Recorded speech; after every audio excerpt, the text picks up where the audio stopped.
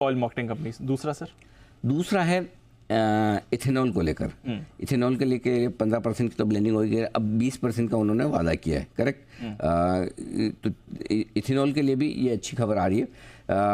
15% की तो जल्दी करके 2030 तक 20% की इथेनॉल ब्लेंडिंग पर जा रहे हैं। तो मुझे लगता है कि जो इथेनॉल बनाने वाली दो कंपनियां मुझे जो पसंद आती है, एक प्राज है और दूसरी इंडिया ग्लाइकोल है, दूसरी कंपनी इंडिया।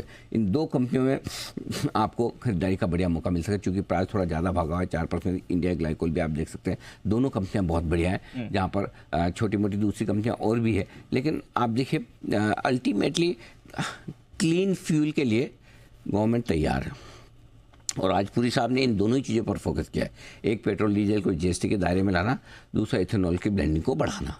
सो मुझे लगता है कि ये गेम चेंजर होगा, और यहाँ पर भी आप खरीदारी कर सकते हैं इन दोनों स्टॉक में, इंडिया ग्लाइकोल और प्राज इंडस्ट्रीज। ये बढ़िया शेयर है जिन पर आपको फोकस करना चाहिए। तो जो दो चीज़ें हरदीप सिंह पुरी साहब ने कही हैं, एक तो जीएसटी को लेकर और दूसरा एथनॉल ब्लेंडिंग को लेकर, दोनों का फायदा इन कंपनीज को होगा। By the way, ONGC Anil ji पहला स्टॉक ऑफ द डे था आज सुबह, जबरदस्त एक्शन में आ चुका है। निफ्टी का टॉप गेनर 6% की गेन आपको ओएनजीसी दिखा रहा है। तो ऑयल एंड गैस का एक और काउंटर जो सुबह से बजिंग है सर। नो वंडर दीप, मुझे लगी रहा था सुबह कि ये अच्छे एक्शन में रहेंगी और बढ़िया रहे। आज सुबह से हमने कहा कि सरकारी कंपनियों का समय फिर से आ रहा है, आप वहाँ पर खरीदारी कीजिए और देख लीजिए आप सरकारी कंपनियों में बढ़िया एक्शन बनता हुआ दिख रहा है, रहेगा भी उस पर। चलिए, ओएनजीसी में अच्छा एक्शन है। एनबीसीसी एक और स्टॉक सुबह बात करी थी, दूसरा सुबह जिस स्टॉक की हम बात करें, जीएमआर इंफ्रा आज 5%, वो ऊपर है 6%।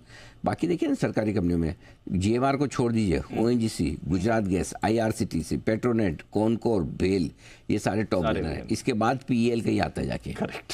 तो मतलब सारे 7-8 कंपनियां वायदा कारोबार में टॉप गेनर सरकारी कंपनियां। बोलो किधर है मंदी, बोलो कौन सी सरकारी कंपनी में मंदी? एग्जैक्टली। और अगर आपको इस सरकार बनने के इलेक्शन के दिन 4 तारीख के दिन वोटिंग के काउंटिंग के दिन यही डर था कि गठबंधन सरकार आ रही है और उससे सारी सरकारी कंपनियों का क्या होगा, तो अब तो डर दूर हो जाना चाहिए।